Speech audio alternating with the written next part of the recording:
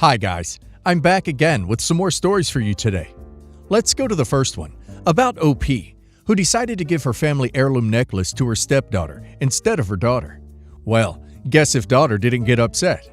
Listen to the story to find out all the details, and of course to hear my insights. Enjoy the stories, guys, and don't forget to like and subscribe. And of course, don't forget to leave a comment. I have a stepdaughter, Leah, 20, and a biological daughter, Sienna, 16. I've been in Leah's life since she was 9. While her biological mother is in her life, in practice, I'm her mom. While it was initially rough, she was not happy about her dad dating. She quickly calmed down and accepted us. She's still a cheeky smart aleck, but we're all close and she definitely loves us. My family has an heirloom necklace that is passed down to the eldest daughter. In the lead up to Leah's birthday, my husband asked about the necklace. Apparently, Leah had mentioned it, and he was curious what I was planning. Honestly, I'd never considered whether it would go to Leah or Sienna. My first instinct was Sienna, but the more I thought about it, the more I realized that felt wrong. Leah's the oldest and just as much my daughter. I'd always told her blood doesn't matter, and we're really close. While Sienna knows the tradition, I've never promised it to her, and rarely brought it up in general. So I decided to give it to Leah on her birthday. She was surprised, but was so happy and grateful. I felt like I made the right choice. But my family, and later Sienna, were furious. They think it should have gone to her, that a family heirloom should go to my biological daughter. My mother claims I'm betraying its meaning, and I'm throwing everything away. I don't agree with him. Obviously, my husband supports whatever decision I make, but that's a given. But mother is the one who gave it to me and thinks it's a mistake. Despite everything, I'm worried I'm making a mistake, even if I feel it's the right thing to do. Well, in my opinion, it's a family heirloom, and as long as there's a deserving biological member of that family, it should go to them. Step-parents sometimes overcompensate, trying to make sure the stepchild feels like they are part of the family, often to the detriment of their bio kids. That seems to be the case here. OP was maybe concerned her stepdaughter would get upset, but she is more than old enough to understand the necklace should go to her bio daughter. I wonder if OP gets divorced and has a new partner with a much older kid. Is she going to take the necklace back from Leah and give it to the new kid? And now let's see if the community agrees with my opinion on the matter. Zaki K says, "Massive, you're the a-hole. Was there not some other jewelry you could have given her? Let's take a step back a minute and imagine you had a sister. Don't know if you do or don't, but let's go with it. Imagine if your mother gave it to her instead. How would you feel? Actually, let's go one step further. Let's say you have a brother and he has a wife. Imagine if your mother gave it to his wife and not you. I'm not saying don't give her anything, but it was definitely a slap in the face to your daughter, I think." No Royal says, "You're the a-hole. Since Leah is inheriting from 2 maternal lines and Sienna's grandmother fully expected the heirloom to go to Sienna. Does your mother see Leah as her eldest granddaughter? Seems from reaction that not. Sienna feels rightly slighted. Heirloom has sentimental connection for her towards your mother's family." Comrade Ghost 67 says, "Not the a-hole. As you put it, Leah is as much a daughter as Sienna. If your mom doesn't like it, tough tits. It's not up to her to decide whose family. Would she also be mad if you adopted a little girl before Sienna? I think other family just has to deal and move on. The only person you should sit and talk with is Sienna. Try and have her understand where you're coming from, and break the weird stigma that's around step, half, and adopted kin. In the end, family is what you make of it, and honestly, I think giving it to Leah shows much stronger family values, because it really does go deeper than blood." My daughter, 25 female, is graduating from her postgraduate PhD, and my husband and I, 52 female, wanted to give her a gift that reflected both her years of extreme hard work and her academic achievement.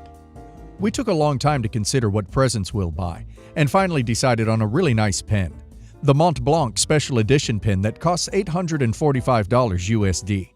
It's a big purchase, but we felt it commensurated with the enormity of the occasion. As we were overseas, we ordered the pen in advance. We didn't want to be late, and today my daughter received the package from DHL. After opening the present, she called me to tell me it's not really her style and she doesn't use a pen. I explained her the logic. We wanted something that has to do with academia and penmanship, and that will last forever with minimum maintenance. Something exquisite and classy.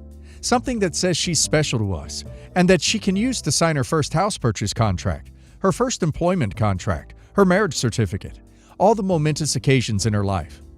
She persisted by saying that she'd prefer something like an Apple Watch or a leather bag instead. I explained that the Apple Watch will be obsolete in about 5 years, and in my honest opinion, the leather bag is not associated with academia. It's more of a fashion item she can buy for herself later on. She repeated that she already has 2 other pens, Parker and Schaefer, I think, but she doesn't use them. She then added that it's not my style, and to be honest, it's a little tacky. It is more your style though. I'm floored. Am I so out of touch with protocol that I need to buy whatever the receiver wanted and asked for? Am I out of touch for thinking she's rude and ungrateful? Or am I the a-hole for insisting on giving her the pen? It's the Mont Blanc Muses Marilyn Monroe Special Edition. P.S.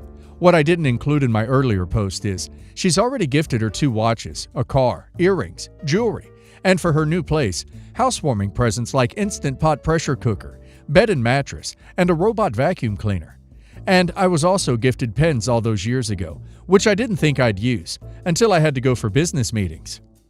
I think it was not a thoughtful gift at all. OP only thought of what she herself would like. OP can keep telling her that she should like it, but she won't. I would take it back and get a refund. Maybe OP should try and buy her a nice leather bag like she suggested. They can last a lifetime too. And now let's hear the community's opinion. Squirrely Squirrel says, "You're the a-hole. This is a gift of a bygone era that is no longer relevant for most people today. You should get people gifts that they want, need, like, not give them something you wish to receive. Part of a good gift is paying attention to the person and knowing them well enough, caring enough to choose something that suits them." T-Rex on a bike says, "Ugh, I see why you're upset, but I understand more why she's upset. My own parents bought me an expensive watch when I graduated. I don't wear watches. I use my phone, and am a little clumsy, so I would only scratch it. I don't want them to keep buying me expensive presents if I'm just not going to use it, and they would be offended that I'm not wearing it. I was only upset that they spent so much money for nothing, money that could have otherwise really helped me out. I would say your heart is in the right place, but you're the a-hole for thinking she's rude and ungrateful, for telling you it's not her style. At least you won't buy her more pens in the future. I personally would rather receive nothing from my parents than have them spend all that money for nothing." 44 More Jumpers Please says, "You're the a-hole. When buying a gift, you should consider whether or not you're giving the recipient something they will enjoy, because it is the thought that counts. You bought her an $845 pen because you thought it was an appropriate gift, without even considering whether or not your daughter even uses pens? How could a fancy pen be an appropriate gift for someone who doesn't use pens?" My husband and I, 42 female, have a 10-year-old son. He has a daughter, 17 female, from his previous marriage. He's always been super close to her, and I think she's a great girl, but I always felt like he favored her over my son. He buys her more stuff, goes out with her more, etc. She comes over to our house on weekends and was with us for a month, but went back to her mom a few days ago. He and his ex go out with her a lot, and they all have a good relationship with each other. But sometimes they go out more than our family does. But he doesn't see her a lot, so I understand. My husband and I were only dating for 1 month before I got pregnant, but he stuck around for me. After our son was born, we got married a few months later. I got it if he felt more connected to his daughter because he planned to have her, but by now, it should be the same in my opinion. He's always treated our son well though, and loves him a lot. Last night, he got home and told me he had a horrible day at work. I understood and just gave him space. Our son was talking to him a lot, and my husband just ignored him. I was cooking dinner when he asked to play on his phone. My husband said yes and brushed him away. My son came over to help me a few minutes later and still had his phone in his hand. I told him to put it down, but he said he'd be careful. Unfortunately, he wasn't, and accidentally dropped it in the sink with the dishes in it. I didn't see it at first, so it was in there for about 10 seconds before I got it out. He started whining and told me he accidentally dropped his dad's phone in the water. My husband heard and came over. We tried to dry it out and turn it on, but it wouldn't. My husband was already having a bad day, but this set him off. He was screaming at him, and I was trying to stop him, but he kept going. He was yelling at him for not being more careful and being stupid. What set me off was when he told my son he loves his daughter more than him, and that he's always messing up stuff, and that he needs to be more responsible like her. He and I soon got into a fight, and I was screaming at him for saying something as horrible as that. Our son was crying at what his dad said, and my husband said he's sorry, but he, son, always breaks his stuff. I was honestly so mad that I told him to leave and stay in a hotel for the night. He was furious, but just left. I calmed my son down and tried to make him feel better, but even the next day he was upset. My husband called me this morning and said he was sorry and was just having a bad day and that he wanted to come back home. I told him to give me time, and he said I needed to calm down and that he was very sorry. I told him the same thing and hung up the phone. My sister-in-law, 42, then called me and asked me to forgive him. She said he loves his kids equally and was just overreacting. I don't even know how to feel. My husband could have easily gotten his phone fixed and not freaked out, but I know he was having a bad day. Am I the a-hole? OP's husband said something unforgivable. OP's son will never forget. The damage has been done. OP's husband also spoke the truth. He does feel that way, and OP's son already knew this. His dad just confirmed it for him. OP was right to send him away. I feel so bad for OP's son. And now let's hear the community's opinion. Dogmother123 says, your husband's actions tell your son that he loves his daughter more. His words only confirmed it. Not the a-hole for being upset. This will stay with your son forever. Tater Sprout says, nope, not the a-hole. I wouldn't let him come home unless he agrees to therapy. Couples therapy and individual therapy. He is mentally being aggressive to your son. Tell the flying monkey to back off. I have several sisters, and this situation involves two of them. Our oldest sister, April, was dating Jack for 2 years while they were in college. She was a year ahead of him, and when she graduated, she got a job offer in another state. She didn't want a long-distance relationship, so she broke up with him before moving. The entire time they dated, we only met him twice, so when they broke up, our family completely forgot about him. 5 years later, our youngest sister, Megan, was at an industry convention for her job and ran into Jack as he was one of the speakers. One thing led to another, and they started long-distance dating. Before it got serious, Megan asked April if she cared and was given permission to continue. April was engaged at the time and didn't seem to care about their relationship. This year, Jack moved back to our state to be closer to Megan, and they eventually got engaged. April started to make demands like being the maid of honor, vetoing the venue they picked, and not wanting to invite some mutual friends. I'm a dude, and Megan's wedding will be the first one I'll be going to, so I'm not sure April's demands are out of line, but both sisters ended up in a screaming match. I wasn't there, but I heard it got vicious. To make a long story short, our family decided to boycott Megan's wedding next year. Her reasoning is that Megan is breaking some rule by marrying her ex. Of course, I think that's a stupid reason. Megan and I have always been closer than the rest of the siblings, so I decided I'm going to attend the wedding. Now April is on my case and saying that because I'm a guy, I don't understand what a betrayal it is for Megan to marry her ex. Our family is saying I'm betraying April by supporting Megan's betrayal. Now it's this whole mess, and I'm getting non-stop texts about what a jerk I am. ADM Hawthorne says, not the a-hole. You're the only one acting maturely in this situation. If April told Megan it was fine to date Jack, then that is all there should have been to it. April went back on her word, which makes April the a-hole, because it's been no secret for this whole time that Megan and Jack were involved with each other. The rest of your family are being a-holes for supporting the a-hole, instead of pointing out that April is the one being the a-hole. No, man, you're good. Go be an awesome brother and support your sister. 8Alien says, not the a-hole. April needs to get over herself. 5 years later, Megan asked her for permission. April was engaged to someone else. Now suddenly she is trying to ruin Megan's relationship because it's her ex? Why is nobody in your family supporting Megan if you guys saw Jack only twice and forgot about him? Me Reads a Lot says, so she was fine about it until her sister didn't allow her to dictate how the wedding would go? She sounds very entitled and controlling, and your family is enabling it. I'd say Jack dodged a bullet. My girlfriend and I have been dating for 5+ years. We are in our late 20s and have talked about marriage for a while now. Financially, I'm debt-free, making $200 to $250K per year, salary, and have $300,000 in savings. My girlfriend is also debt-free, making $100 to $150K per year, salary, and has about $150,000 in savings.